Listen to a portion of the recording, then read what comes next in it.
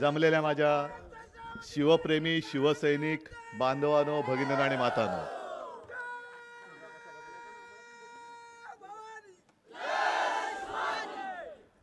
अनेक सभा आजपर्यंत मी केलेल्या आहेत, बरीच भाषणं सुद्धा केलेली आहेत. पण आजचं हे माझं इथून मी भाषण नाही करणार. मी जे काय बोलणार आहे तुमच्याशी, हा क्षण अविस्मरणीय आहे. भास्कररावांनी त्यांच्या मनातल्या भावना सांगितल्या आणि मी ज्या वेळेला शिवछत्रपती महाराजांच्या त्या मूर्तीसमोर उभा राहिलो, एक क्षणभर मला असं वाटलं की ते मला विचारतायत, तुम्ही आमचा नुसता जय जयकार करता, पण आमच्याकडनं काय घेतलं, काही शिकलास की नाही, का नुसताच जय जयकार करतोयस. तो सगळा जो काळ होता, पुन्हा त्याचं काही वर्णन करण्याची गरज नाही. पण आता मोबाईल आहेत, टीव्ही चॅनल्स आहेत, टेलिफोन आले, बऱ्याच काही गोष्टी आल्या. पण त्या काळामध्ये फोन नव्हते, काही नव्हतं. 18 पगड जाती जमातीमध्ये विखुरला गेलेला सगळा आपला हा मराठी माणूस,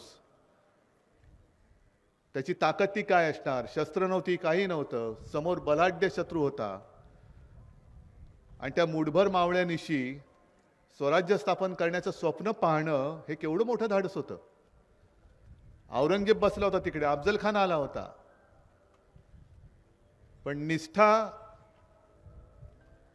आणि निष्ठावान माणसं ही मुठभर जरी असली, त्याची वज्रमुठ एवढी असते की तिने आग्र्याचं तख्त सुद्धा फोडलं होतं. त्या आग्र्याच्या तख्ताखाली सुद्धा आग लागली होती. आणि मला वाटलं शिवाजी महाराज मला तेच विचारतायत की अरे आता तर निवडणुका आहेत, त्यावेळेला निवडणुका नव्हत्या. अफजल खान भेटीला आला होता तेव्हा काय ईव्हीएम नव्हती. आणि त्यांनी जी मगरमिठी मारली आणि पाठीत त्यांनी जो वार केला, जर लेच्यापेच्यासारखा मी गेलो असतो तर काय झालं असतं. शत्रू समोर किती बलाढ्य असू दे, तयारीनिशी गेला आणि मनाची जिद्द असेल, भवानी तलवार जरूर. तलवार पेलायला मनगट पाहिजे जरूर, पण तलवार चालवण्यासाठी खंबीर मन पाहिजे. ते खंबीर मन तुझ्याकडे आहे की नाही. आणि मी खोटं बोलणारा नाही. ज्या वेळेला मला तुमचं असं दर्शन घडतं, तेव्हा मला असं वाटतं की महाराजांनी दिलेली मला भवानी तलवार आहे. हीच भवानी तलवार आहे आणि ही तलवार घेऊनच मी उभा आहे. त्याही वेळेला आग्र्यावरनं आले होते, आता दिल्लीवरनं येत आहेत. त्यांना महाराष्ट्राचं पाणी काय असतं हे पाजायची लायकी नसली तरी दाखवण्याची गरज आहे. दाखवण्याची नक्कीच गरज आहे. असं काही नाही की मी पहिल्या प्रथम सिंधुदुर्ग किल्ल्यामध्ये आलो, यापूर्वी देखील आलो होतो. अगदी मला आठवतंय, मनोहर जोशी मुख्यमंत्री होते, शिवजयंती 1 मेला आली होती, 1 मे तिथीप्रमाणे. आणि तेव्हा तो पहिल्यांदा झेंडा लावायला आलो, तो मी त्यांच्याबरोबर होतो. आणि आज मला खरंच वैभवचं मला कौतुक करायचं आहे की याला तसं पाहिलं तर शिवाजी महाराजांचा पुतळा उभारणं चांगली गोष्ट आहे. पण छत्रपती शिवाजी महाराज जे आमचं दैवत आहे, त्यांना साजेसं एक सिंहासन तू वैभव करून दिलंस. आपला राजा, आपल्या राजाचं वैभव हे बाकी सगळेजण येतात, ते बघा तिकडे पुतळा उभा केलेला आहे. महाराजांपासून काय शिकले? काही शिकलेलं नाहीये. महाराजांनी स्वराज्य स्थापन केलं, त्या महाराजांचा महाराष्ट्र लुटणारे महाराजांचा पुतळा स्थापन करून गेले. महाराष्ट्र लुटतायत. म्हणजे मला एका गोष्टीचा अभिमान नक्की होता आणि आहे की या वेळेला नौदल दिन इकडे साजरा केला. तुमच्यापैकी अनेकांनी बघितलं असेल. छान. मी मुंबईमध्ये मागे बघितला होता. एक आपल्या स्वतंत्र हिंदुस्थानचं आरमार, त्याची शक्ती, ज्या आरमाराची स्थापना त्यावेळेला छत्रपती शिवाजी महाराजांनी केली.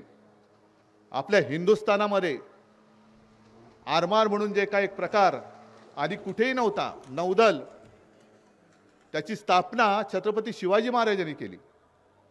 आणि त्यांची आठवण म्हणून प्रधानमंत्री इकडे आले, त्यांनी पुतळा तिकडे बसवला.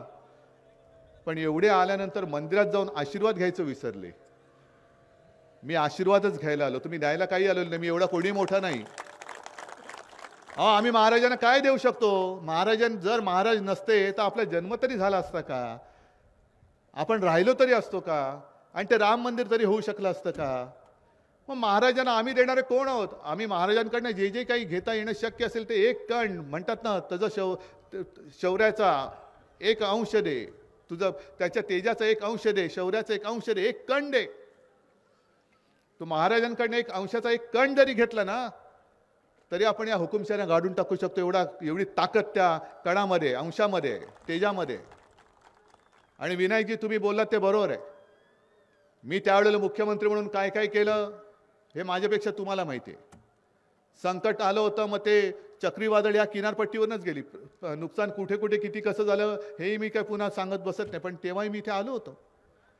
चिपळूणला सुद्धा भास्करराव, तुम्ही आणि आम्ही, आपण सगळे त्या बाजारपेठेतून फिरलो होतो. पुराच्या वेळेला पूर आला होता, सगळं तळमजला पूर्ण चिखलाने भरून गेला होता. करोनाचा काळ होता. आणि एक प्रसंग, एक घटना हृदयाला चटका लावून गेली. ती म्हणजे चिपळूणमध्ये बाजारपेठेच्या तिकडे एका हॉस्पिटलमध्ये पहिल्या मजल्यावरती 9 माणसं दगावली होती. ऑक्सिजन मिळाला नाही. ऑक्सिजन का मिळाला नाही? ऑक्सिजन नव्हता म्हणून नाही, ऑक्सिजन होता, पण वीज पुरवठा खंडित झाला म्हणून ते गेले. वीज पुरवठा खंडित झाला आणि जे बरे होण्यासाठी रुग्ण विश्वासाने आले होते त्या हॉस्पिटलमध्ये, त्यांना प्राण गमवावे लागले. अजूनही तो हृदयाला चटका लावून गेलेला प्रसंग आहे.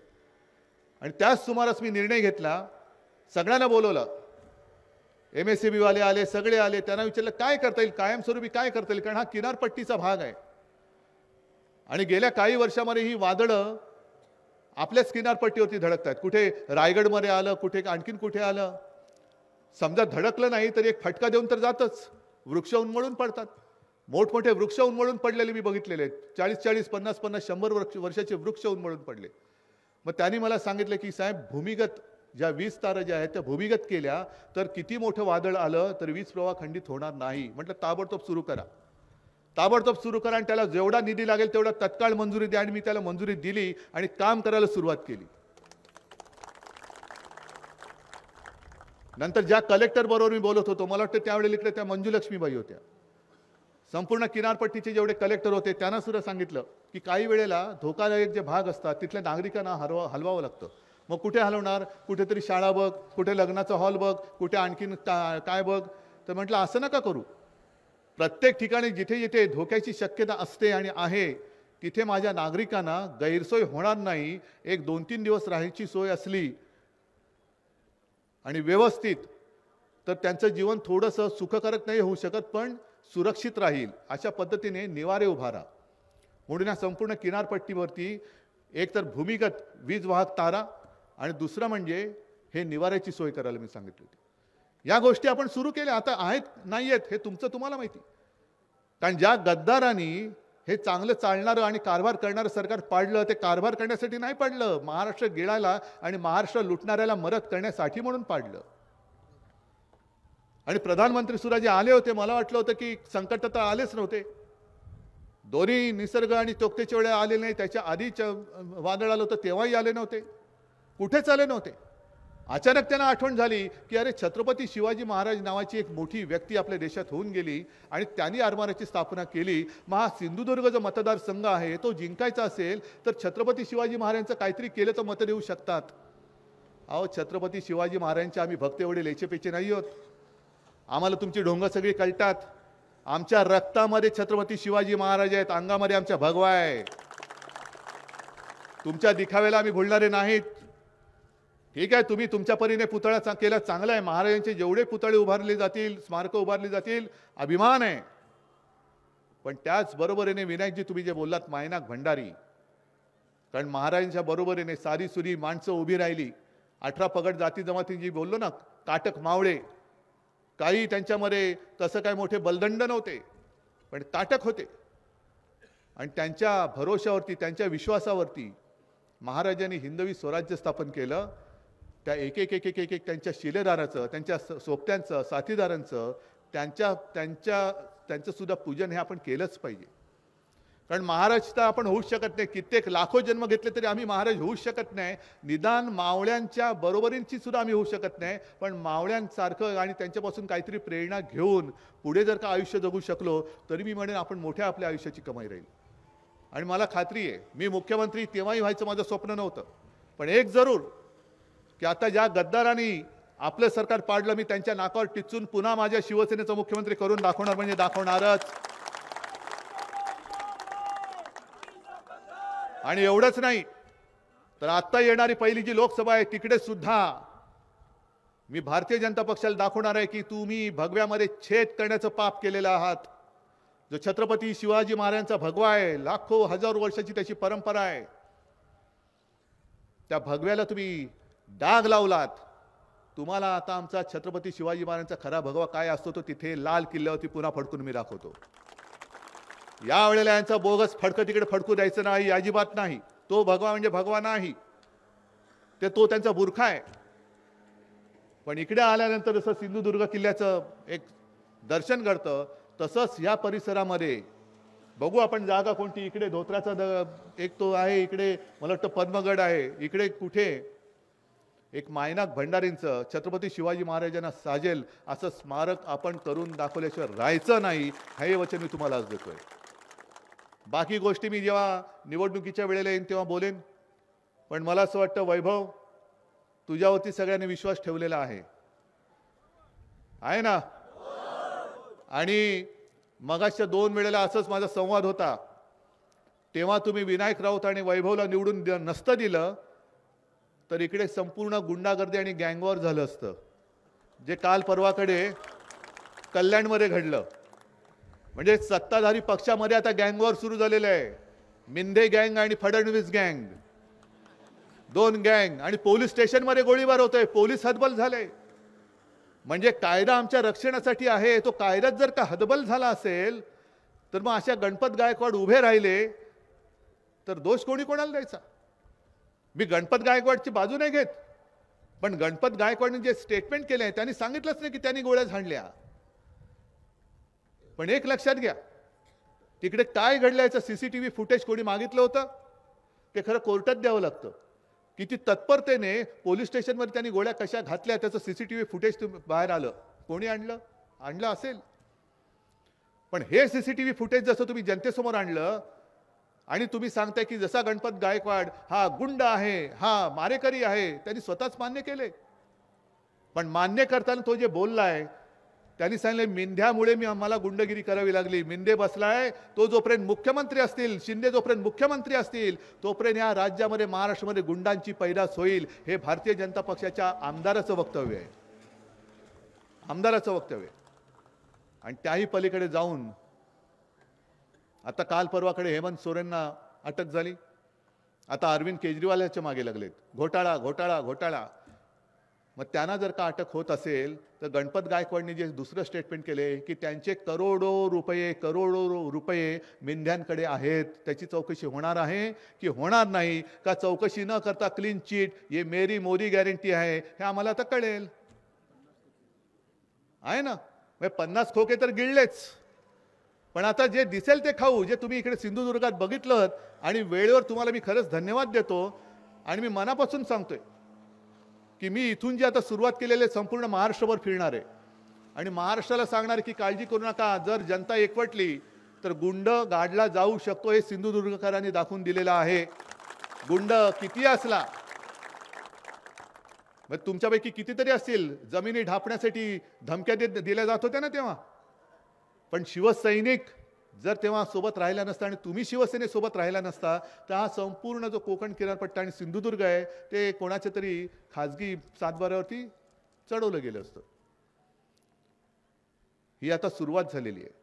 आता खरी आपल्या अस्तित्वाची नाही, गुंडांच्या अस्तित्वाची लढाई आहे. माझ्या अस्तित्वाची नाही आहे. भगवा तर त्यांना पुरून हजारो वर्ष त्यांना गाडून हा फडकतोच आहे. फक्त एक लक्षात घ्या की इतिहास हा बघत असतो. आपण ज्याला इतिहास हा कोणी माणूस नसतो, पण तो एक कालखंड असतो आणि त्या कालखंडामध्ये कोण काय करतं ह्याची नोंद त्याला इतिहास साक्ष असतो. आणि अफजल खान ज्या वेळेला चालून आला होता त्यावेळेला तुम्ही इथे बाबासाहेब पुरंदरेंचा जाणता राजा बघितला असेल ना, बघितलं की नाही? त्याच्यामध्ये तो एक प्रसंग आहे. कान्होजी जेदे नाईक ते महाराजांकडे येतात लगबगीने आणि महाराष्ट्राला विचारतात, कान्होजी का आलात?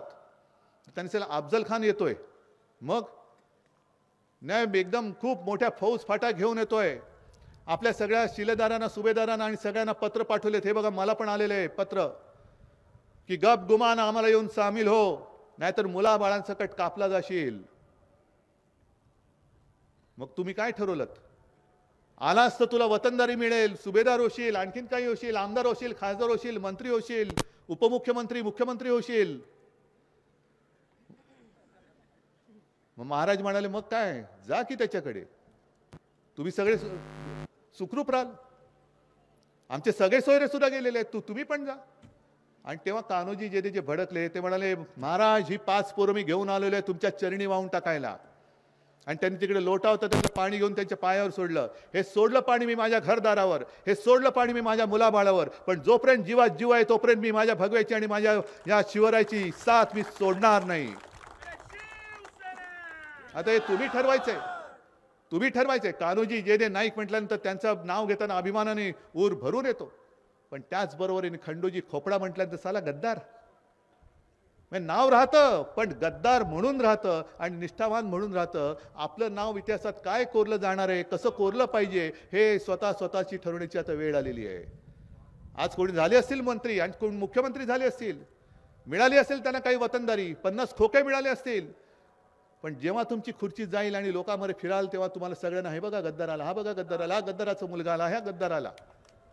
आणि तुम्ही जेव्हा फिराल तेव्हा हा बघ माझा शिवसैनिक आला, हा बघ माझा शिवसैनिक आला. आणि ती निष्ठा हीच मला वाटतं महाराजांनी सांगितलं असेल की उद्धव, माझा आशीर्वाद तुझ्यासोबत आहे. जोपर्यंत भगव्याशी निष्ठा असलेले शिवसैनिक तुझ्यासोबत आहेत तोपर्यंत दिल्लीत नका येऊ दे, आग्र्यात नका येऊ दे, किती कोणी अफजल खान आला, औरंगजेब आला, तरी विजय फक्त भगव्या आणि भगव्याचाच होईल. जय हिंद, जय महाराष्ट्र. लोकशाही मराठी ऐका, पहा, जागरूक रहा.